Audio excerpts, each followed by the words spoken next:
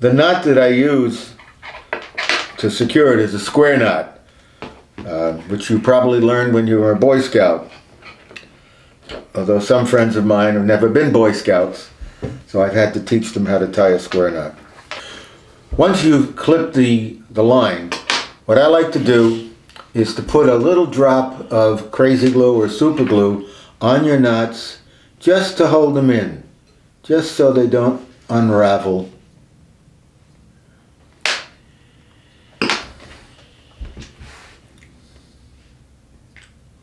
You gotta be careful with this stuff. You don't want to glue your fingers together.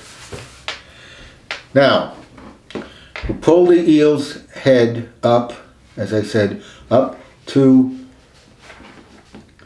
this spot, just so it's coming up just into the eye of the hook.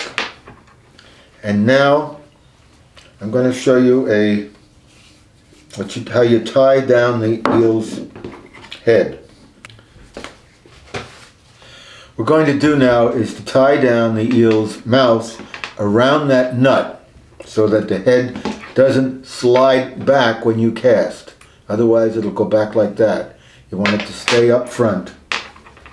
In order to do that, this is the knot I use. I make a loop in the knot, in the line, the floss, so that it's like it. Let's show you another way to do it. You hold it like that, and you push the tail, the loose ends through that, and then you put them through the loop that's created once again.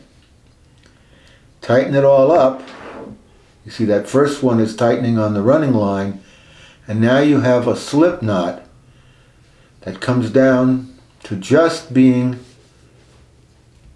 the size of the eel's nose. You've got this little slip knot. You put it, and this is somewhat tricky, you put it over the eel's nose and tighten it up, and then you pull this and make his eyes pop. There you go. The beautiful thing about using this waxed floss is that it's sticky. So when you know the old thing when you're wrapping a package, you want someone to come and put their finger on it when you tie a knot? Here, this just adheres to itself. And you use the square knots.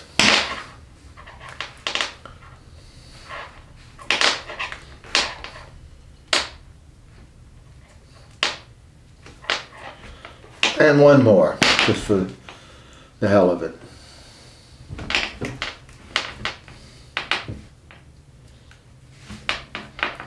Again, you cut.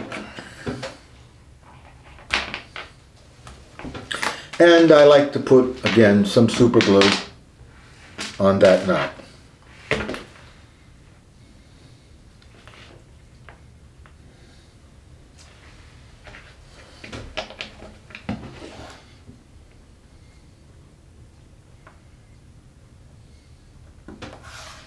Okay, just check it. You see that? That's just right. It's just coming out of the vent. It's not up in it where it might cause the eel to bend a little bit, or it's not way loose.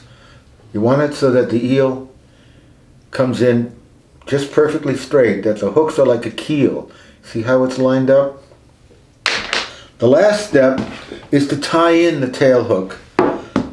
Right now the tail hook can swivel one way or the other. I want it to just stand up straight like that. And the way you do that is you tie it in 3 places.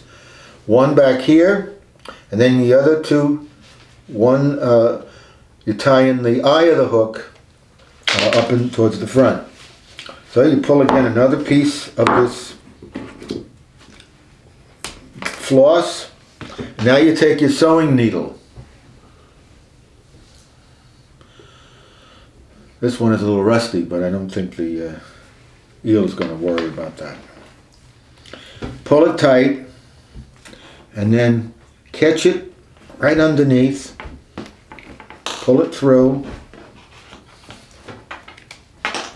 Take your needle off and your square knots again.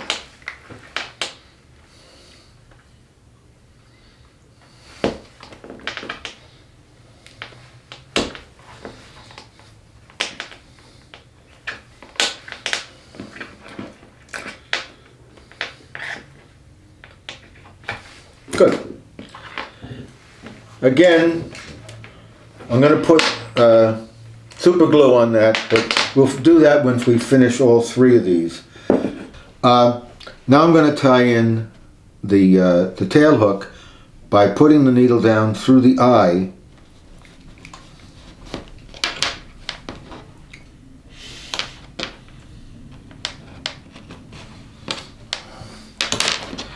Make sure that it's, again, lined up, nice and straight. This is going down through the eel and into the eye of the hook on one side. Square knot.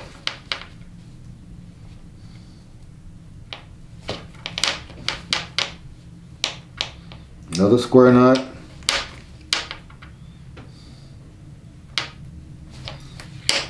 And cut it off. Okay.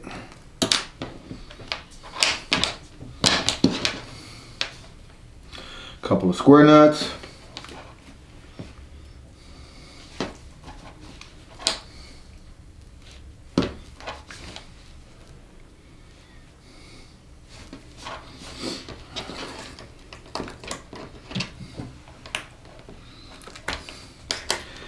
And then I put more of the super glue on, and she's done.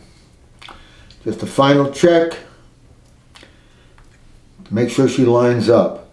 Now, when you fish this, I like to fish it with a 40 or 50 pound test leader tied directly into the hook, not a snap, tied in with an improved clinch knot. I find it works better than using a snap. Also, when the bass hits, he usually hits the head hook, and you don't want him crushing down on your snap and opening it up. When the eel swims, it comes in like this. It looks really alive. There's another slight variation, and that is to rig them with chain. This is regular, just brass sash chain. Get them in any good hardware store. Cut a little piece about 3-4 inches long. Put it onto your hook with using the open eye and then closing it, and then put a split ring up here.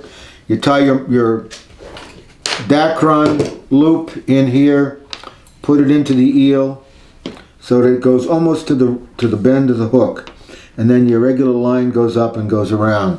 What this does is it adds a little bit of weight, not a lot, a little bit, but also if a nasty old bluefish grabs this tail hook, you got him. I mean, it's slight revenge, but at least you don't bring the thing back cut in half. Blues will usually take the eel from here back. For some reason, they know where the hook is, but occasionally you will get one on this tail hook.